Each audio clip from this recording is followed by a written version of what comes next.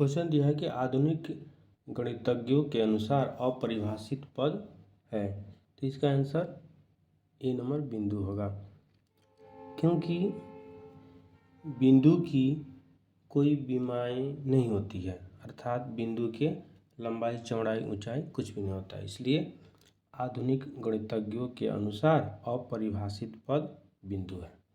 2 number question देखें, यह कि एक समकोण त्रिभुज का कर्ण 25 सेंटीमीटर है और शेष दो भुजाओं में से एक दूसरे से 5 सेंटीमीटर लंबी है, अन्य दो भुजाओं की लंबाई है। यानी ऑप्शन में जो भी माप दिया हुआ है उसमें से कोई एक ऑप्शन की माप इस समकोण त्रिभुज के अन्य दो भुजाओं की लंबाई होगी। तो इसको हम चेक करते हैं ऑप्शन के द्वारा। इसके लिए हम जानते हैं कि किसी भी समकोण त्रिभुज में कर्ण का स्क्वायर बराबर होता है लंब स्क्वायर प्लस आधार स्क्वायर। मान लिया कि एक समकोण त्रिभुज ABC है जिसमें कोण B बराबर 90 डिग्री, तो AC यहाँ पर कर्ण हुआ, तो कर्ण कितना दिया हुआ 25 सेंटीमीटर, 25 सेंटीमीटर लिख दिया। अब ऑप्शन ए को हम चेक करते हैं, तो मान लिया कि लंब 15 सेंटीमीटर हुआ और आधार 10 सेंटीमीटर, तो लंब के स्क्वायर प्लस आधार के स्क्वायर करेंगे, तो 15 के स्क्वायर करेंगे प्लस आधार के स्क्वायर यानी 10 के स्क्वायर, तो 15 के स्क्वायर 225, आधार के स्क्वायर करेंगे 10 के स्क्वायर 100 हो जाएगा, यानी 225 प्लस 100 325 हो जाएगा। और कर्ण के यहाँ स्क्वायर करेंगे तो 25 के स्क्वायर यानी 625 आएगा। देख रहे हैं कि 625 और यहाँ पर लंब स्क्वायर प्लस आधार स्क्वायर करने पर 325 आ रहा, दोनों आपस में बराबर नहीं है। इस प्रकार ए नंबर ऑप्शन इस क्वेश्चन का आंसर नहीं होगा। अब बी नंबर ऑप्शन को चेक करते हैं, तो मान लिया कि इस समकोण त्रिभुज का लंब 15 सेंटीमीटर, आधार 20 सेंटीमीटर, तो लंब का स्क्वायर करेंगे तो 15 के स्क्वायर करेंगे और फिर प्लस का चिन्ह देंगे, फिर आधार के स्क्वायर यानी 20 के स्क्वायर करेंगे। 15 के स्क्वायर 225 प्लस आधार के स्क्वायर 20 के स्क्वायर 400 आएगा। 225 प्लस 400 625 आ जाएगा। और कर्ण का स्क्वायर देख रहे हैं 25 के स्क्वायर करने पर 625 आ रहा है। 625 दोनों बराबर हो जा रहा है, यानी कर्ण का स्क्वायर बराबर हो जा रहा है लंब स्क्वायर प्लस आधार स्क्वायर। सेकेंड नंबर ऑप्शन को चेक करने से, यह फर्स्ट नंबर ऑप्शन था, सेकेंड नंबर ऑप्शन को जो हम चेक कर रहे हैं, तो लंब के स्क्वायर यानी 15 के स्क्वायर 225 और प्लस आधार के स्क्वायर यानी 20 के स्क्वायर 400, 225 प्लस 400 कर रहे हैं तो 625 प्राप्त हो रहा है, जो कि कर्ण के स्क्वायर यानी 25 के स्क्वायर 625 के बराबर है। इस प्रकार बी नंबर ऑप्शन इस क्वेश्चन का आंसर हो जाएगा, यानी इस समकोण त्रिभुज के अन्य दो भुजाएं 15 सेंटीमीटर और 20 सेंटीमीटर होगी, तो बी नंबर इस क्वेश्चन का आंसर हो जाएगा। एक ज्यामितीय तथ्य दिया है, वृत्त की स्पर्श रेखा स्पर्श बिंदु से होकर जाने वाली त्रिज्या पर लंब होती है। यहाँ चित्र में देखें कि एक वृत्त C O केंद्र R त्रिज्या वाला है। इस वृत्त की स्पर्श रेखा APB है तथा OP इस वृत्त की त्रिज्या है तथा स्पर्श बिंदु P है, तो OP AB पर लंब होगी, अर्थात एंगल OPB बराबर 90 डिग्री होगा, या फिर एंगल OPA बराबर भी 90 डिग्री होगा। एक क्वेश्चन है, नीचे चित्र में AP स्पर्श रेखा है, AP स्पर्श रेखा है, यदि AP बराबर OP तो त्रिभुज OPA एक डॉट डॉट डॉट त्रिभुज है। तो चित्र में हम देख रहे हैं कि एंगल OPA समकोण बन रहा है, यानी 90 डिग्री है। इसलिए त्रिभुज OPA एक समकोण त्रिभुज होगा। और साथ ही इसमें दिया हुआ है कि AP बराबर OP, AP बराबर है OP के। इसलिए त्रिभुज OPA एक समद्विबाहु त्रिभुज है। हम देख रहे हैं कि त्रिभुज OPA समकोण त्रिभुज भी है और समद्विबाहु त्रिभुज भी है। तो इसको सम्मिलित रूप से हम इस त्रिभुज OPA को कह सकते हैं समकोण समद्विबाहु त्रिभुज। इस क्वेश्चन का आंसर A नंबर होगा। यदि इस चित्र में एंगल OPA को जो समकोण डिनोट कर रहा है या सूचित कर रहा है, यदि यह नहीं दिया रहता, केवल इसमें फिगर में दिया रहता ऐसे से वृत्त बनाकर एक स्पर्श रेखा खींची गई रहती और वृत्त के केंद्र से स्पर्श बिंदु P को मिलाया गया रहता और A को ऐसे बनाया गया था। इसमें समकोण सूचित नहीं किया गया रहता। तो हम ज्यामितीय तथ्य को याद करते, किसी भी वृत्त के स्पर्श रेखा के स्पर्श बिंदु से होकर जाने वाली त्रिज्या उस स्पर्श रेखा पर लंब होती है। इस प्रकार यह OP जो है स्पर्श रेखा AP पर लंब होती, यानी कोण OPA 90 डिग्री होता। इस प्रकार यह त्रिभुज OPA एक समकोण त्रिभुज होता। और इस क्वेश्चन में दिया है कि AP बराबर OP है, AP बराबर है OP के। इस प्रकार यह त्रिभुज OPA एक समद्विबाहु त्रिभुज होता। इस प्रकार त्रिभुज OPA समकोण त्रिभुज भी है और समद्विबाहु त्रिभुज है, जिसको सम्मिलित रूप से हम समकोण समद्विबाहु त्रिभुज कहते हैं। यानी इस क्वेश्चन का आंसर A होगा। एक ज्यामितीय तथ्य देखते हैं। किसी त्रिभुज की समान भुजाओं के समूह कोण समान होते हैं। यदि ABC त्रिभुज ABC में AB बराबर है AC के, तो AB के समूह कोण C बराबर होगा AC के समूह कोण B के। यानी ऐसे समझें कि किसी भी त्रिभुज में समान भुजाओं के समूह कोण आपस में बराबर होते हैं। यानी AB बराबर AC, तो AB के सामने का कोण C बराबर होगा AC के सामने कोण B के, यानी C और B आपस में बराबर होगा।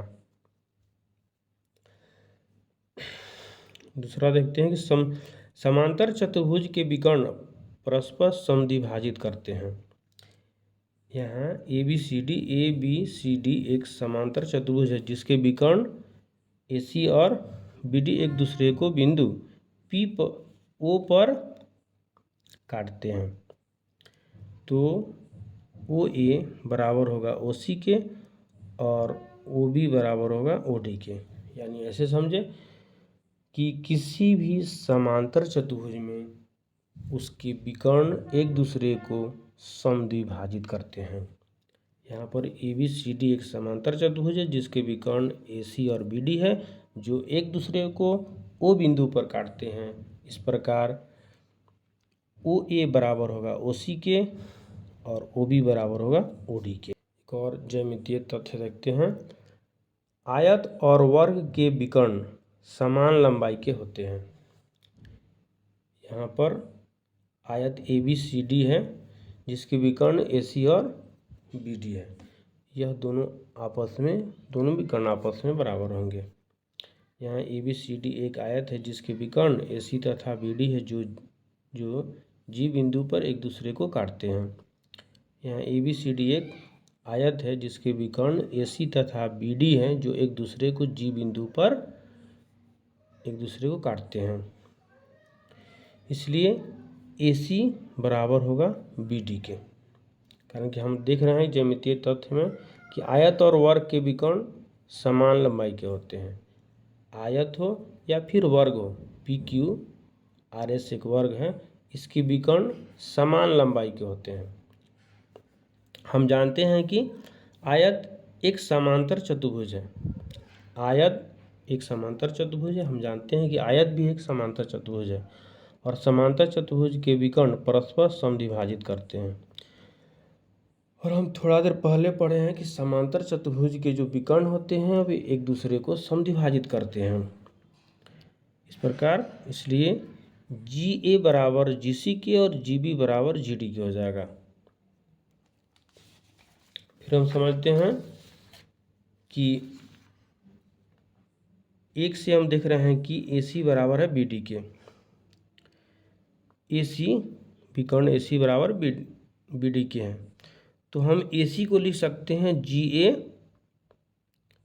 GA प्लस, हम AC को लिख सकते हैं GA प्लस GC, और BD विकर्ण को लिख सकते हैं, BD को लिख सकते हैं GB प्लस GD। GA के GA लिख दिए, GC के बदले में हम GA लिख देंगे। कहाँ से लिखेंगे? देखिए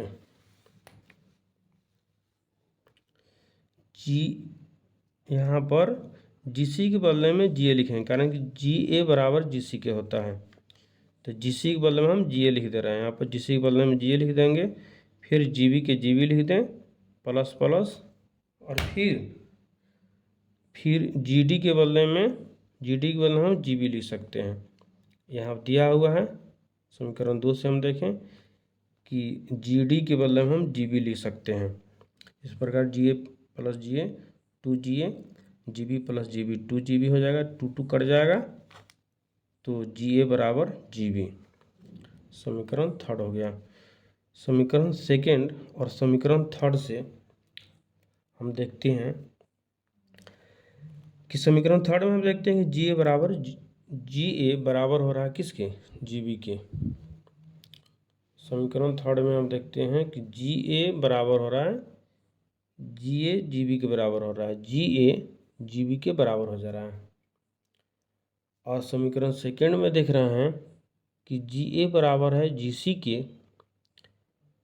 GA बराबर है GC के, और यहाँ पर 3 में देख रहे हैं कि GA बराबर हो जा रहा है GB के। तो जब GA GC के बराबर है और GA बराबर है GB के, इसका मतलब GA GB और GC आपस में बराबर है। फिर GB बराबर है GD के, इसका मतलब है यह चारों आपस में बराबर होगा।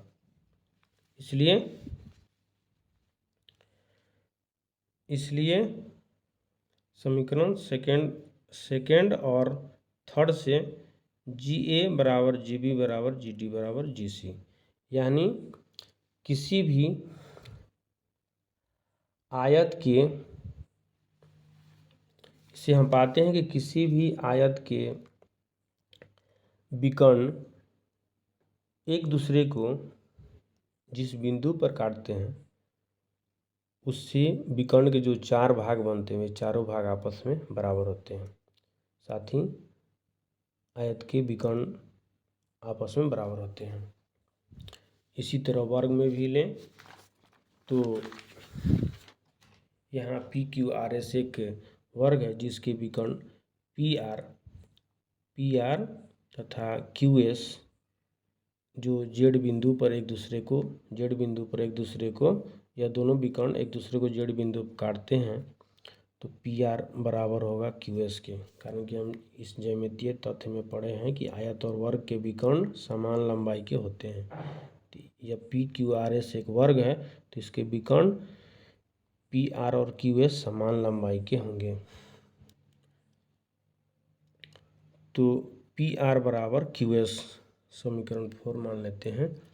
हम जानते हैं कि वर्ग एक समांतर चतुर्भुज है, वर्ग भी एक समांतर चतुर्भुज है, आयत भी एक समांतर चतुर्भुज है। तो हम जानते हैं कि वर्ग एक समांतर चतुर्भुज है और समांतर चतुर्भुज के विकर्ण परस्पर समद्विभाजित करते हैं। और समांतर चतुर्भुज के विकर्ण परस्पर समविभाजित करते हैं, यानी जेड पी बराबर हो जाएगा जेड आर के और जेड क्यू बराबर होगा जेड एस के। समीकरण इसको 5 मान लेते हैं। समीकरण 4 से पी आर बराबर क्यू एस लिख देंगे। पी आर बराबर क्यू एस लिख देंगे। पी आर के बदले में हम लिख सकते हैं Z P plus Z R, Z P plus Z R. और क्यू एस के बदले में लिख सकते हैं, क्यू एस के बदले में Z Q plus Z S, Z Q plus Z S लिख देंगे। जेड पी जेस के तस लिखेंगे प्लस, तो प्लस जेड आर के बदले में हम जेड पी लिखेंगे, क्योंकि यहाँ पर 5 नंबर में देख रहे हैं कि जेड पी बराबर जेड आर के हैं और जेड एस बराबर जेड क्यू के हैं। जेड आर के बदले में जेड पी लिख देंगे, जेड आर के बदले में जेड पी लिख दिए। फिर बराबर जेड क्यू जस के तस लिखेंगे प्लस के प्लस जेड एस के बदले में जेड क्यू, जेड एस के बदले में जेड क्यू लिख देंगे। जेड पी जोड़ेंगे 2 जेड पी हो जाएगा बराबर जेड क्यू जोड़ने पर 2 जेड क्यू हो जाएगा, 2 2 कट जाएगा, तो जेड पी बराबर जेड क्यू के। अब हम वर्ग में देखें कि जेड पी बराबर हो जा रहा है जेड क्यू के, यानी यह जो है इसके बराबर हो जा रहा है। जेड पी जेड आर के बराबर है, समीकरण 5 में देख रहे हैं जेड पी बराबर जेड आर है, जेड पी बराबर जेड आर है। और यहाँ पर 6 नंबर समीकरण में हम सिद्ध कर रहे हैं कि जेड पी बराबर जेड क्यू, यानी इसको हम बराबर सिद्ध करते रहे। तो जब जेड पी बराबर होगा जेड क्यू के और जेड पी बराबर होगा जेड आर के, इसका मतलब जेड पी जेड क्यू और जेड आर तीनों आपस में बराबर होंगे। साथ ही हम देख रहे हैं कि जेड क्यू बराबर है जेड एस के, समीकरण 5 में जेड क्यू बराबर है जेड एस के, जेड क्यू बराबर है जेड एस के। इस प्रकार यह विकर्ण के जो चारों भाग बन रहा है, ये चारों भाग आपस में बराबर होगा। Z P Z Q Z R और जेड एस ये सब आपस में बराबर होंगे। इस प्रकार समीकरण 5 और 6 से देखते हैं कि जेड पी बराबर जेड क्यू बराबर जेड आर बराबर जेड एस, जेड पी बराबर जेड क्यू बराबर जेड आर बराबर जेड एस के। इस ज्यामितीय तथ्य में देखें कि आयत और वर्ग के विकर्ण समान लंबाई के होते हैं। साथ ही विकर्णों के एक दूसरे के काटने से जो 4 भाग बन रहा है वे चारों भाग आपस में बराबर होते हैं। आयत के भी विकर्णों के काटने से जो चारों भाग बन रहा है वो आपस में बराबर होते हैं। वर्ग के भी विकर्णों के काटने से जो चारों भाग बन रहे वो आपस में बराबर होते हैं, जिसे जेड ए बराबर जेड बी बराबर जेड सी बराबर जेड डी के। इस तरह वर्ग में जेड पी बराबर जेड क्यू बराबर जेड आर बराबर जेड एस के। इस पर आधारित एक क्वेश्चन है, एक आयत का एक विकर्ण 25 डिग्री पर आयत की एक भुजा की ओर झुका हुआ है, विकर्णों के बीच का न्यून कोण याद करना है। लिख रहा है एक आयत का एक विकर्ण, एक आयत बना देते हैं।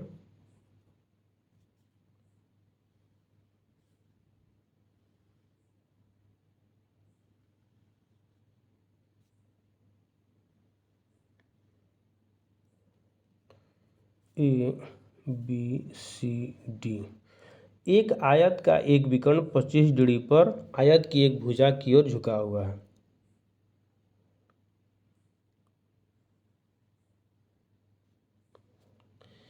एक आयत का एक विकर्ण मान लीजिए बी डी जो है भुजा के साथ 25 डिग्री पर, एक आयत का एक विकर्ण 25 डिग्री पर आयत की एक भुजा की ओर झुका हुआ है। एक विकर्ण बी डी हुआ जो डीसी भुजा की ओर 25 डिग्री पर झुका हुआ है। विकर्णों के बीच का न्यून कोण ज्ञात करना है।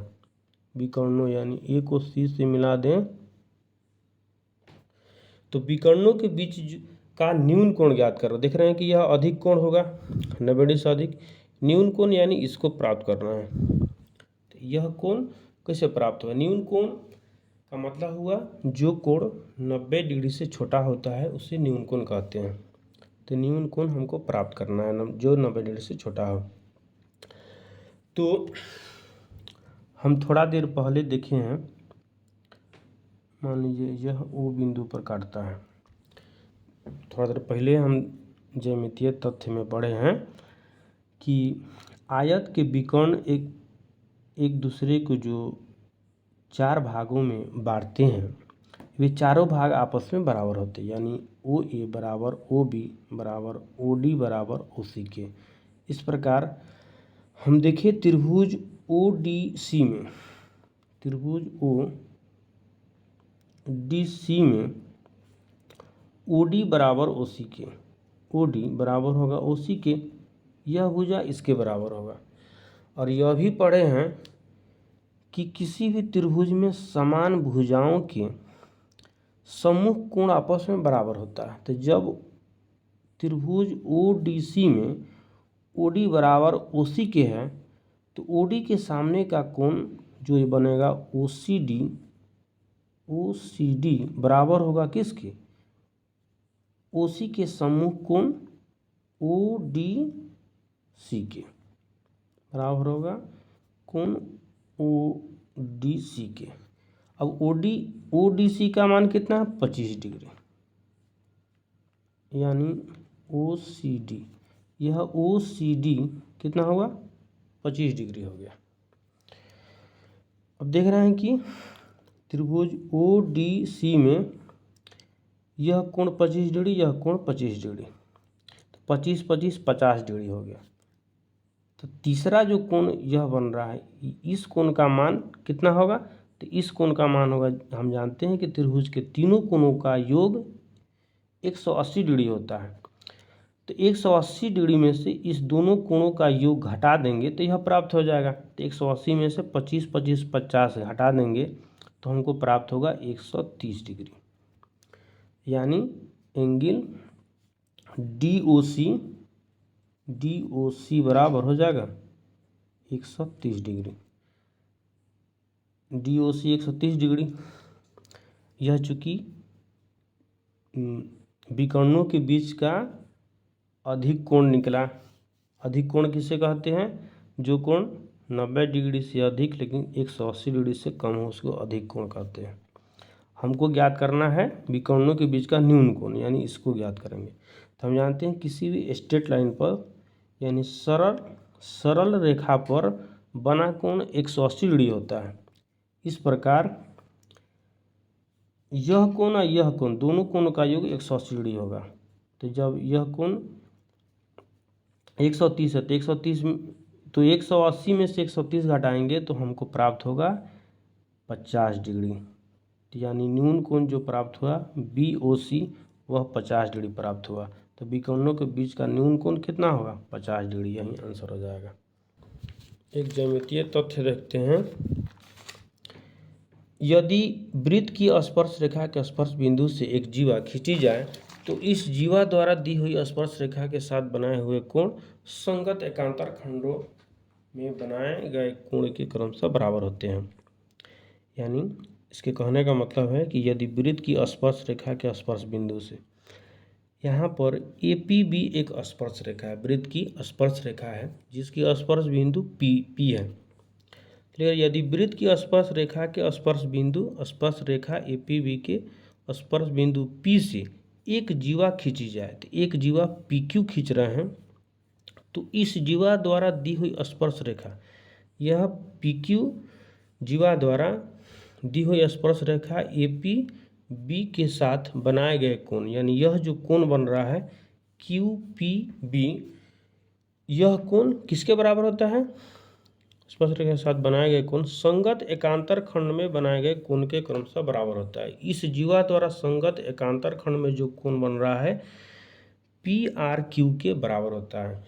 यानी ऐसे समझे कि किसी भी वृत्त की स्पर्श रेखा के स्पर्श बिंदु से एक जीवा खींची जाए तो जीवा द्वारा इस स्पर्श रेखा के साथ बनाए गए कोण इसी जीवा के एकांतर खंड में बनाए गए कोण के बराबर होता है। यानी क्यू पी बी बराबर होगा कोण पी आर क्यू के। इसी तरह एक दूसरा जीवा जो है आर पी जो है, तो इसके द्वारा स्पर्श रेखा ए पी बी के साथ जो कोण बन रहा है ए पी आर कोण ए पी आर, यानी यह जो कोण बन रहा है यह कोण इस जीवा के एकांतर खंड में बनाए गए कोण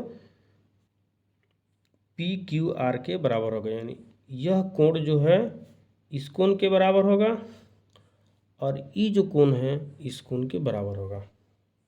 इस पर आधारित एक क्वेश्चन है। नीचे दी गई आकृति से त्रिभुज बी डी ई के सभी कोणों का मान क्रमशः होगा। तो हम थोड़ा देर पहले पढ़े हैं कि किसी भी जीवा द्वारा स्पर्श रेखा के साथ बनाया गया कोण इसी जीवा द्वारा एक संगत एकांतर खंड में बनाए गए कोण के बराबर होता है।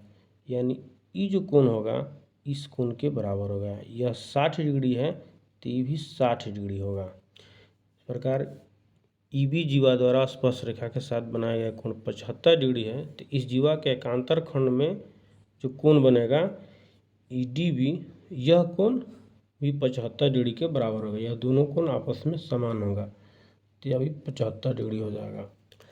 तो हम जानते हैं किसी भी त्रिभुज के तीनों कोणों का योग 180 डिग्री होता है। तो इस प्रकार यह 60, एक कोण 60, दूसरा 75 डिग्री, तो तीसरा जो कोण हो जाएगा 180 में से इस दोनों कोणों को जोड़ के घटा देंगे, तो 60 डिग्री प्लस 75 डिग्री 135 डिग्री हुआ।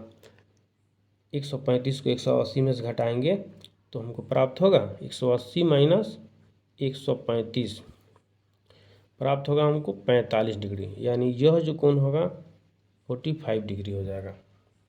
इस प्रकार इस त्रिभुज के तीनों कोण 45, 75, 60 डिग्री, यानी बी नंबर ऑप्शन इस क्वेश्चन का आंसर हो जाएगा।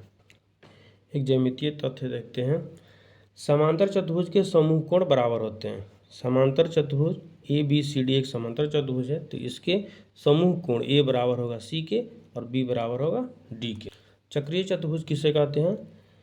तो एक ऐसा चतुर्भुज जिसके चारों शीर्ष बिंदु किसी वृत्त पर स्थित हो वह चतुर्भुज एक चक्रीय चतुर्भुज कहलाता है। यहाँ चित्र में देख रहे हैं कि ए बी सी डी एक चक्रीय चतुर्भुज है, क्योंकि इस चतुर्भुज के चारों शीर्ष बिंदु ए बी सी डी वृत्त पर स्थित है। इसलिए जिस चतुर्भुज के चारों शीर्ष बिंदु वृत्त पर स्थित हो वह चतुर्भुज चक्रीय चतुर्भुज होता है। एक और ज्यामितीय तथ्य देखें कि चक्रीय चतुर्भुज के समूह कोणों के किसी भी युग्म का योगफल 180 डिग्री होता है। जब ए बी सी डी एक चक्रीय चतुर्भुज है तो इसके समूह कोणों के किसी भी युग्म का योग 180 डिग्री होता है। यानी एंगल ए और एंगल सी का योग 180 डिग्री होगा। उसी प्रकार एंगल बी और एंगल डी का योग भी 180 डिग्री होगा।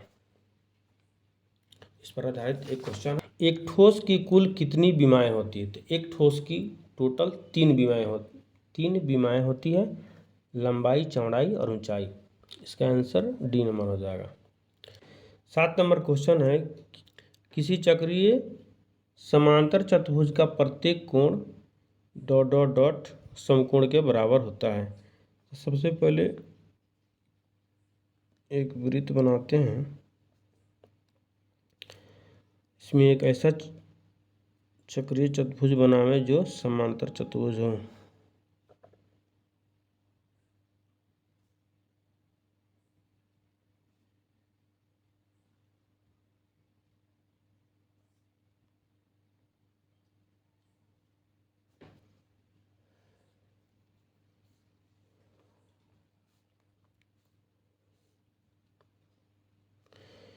तो यहाँ पर देख रहे हैं कि ए बी सी डी एक चक्रीय समांतर चतुर्भुज है। तो लिख रहा है, पूछ रहा है कि किसी चक्रीय समांतर चतुर्भुज का प्रत्येक कोण ... समकोण के बराबर होता है। ए बी सी डी एक समांतर चतुर्भुज है और ए बी सी डी एक चक्रीय चतुर्भुज भी है। तो जब ए बी सी डी एक चक्रीय चतुर्भुज है तो एंगल ए और सी दोनों को जोड़ देंगे। Angle A plus angle C का योग कितना होगा 180 डिग्री। हम थोड़ा देर पहले पढ़े हैं कि किसी भी चक्रीय चतुर्भुज में सम्मुख कोणों का योग 180 डिग्री होता है।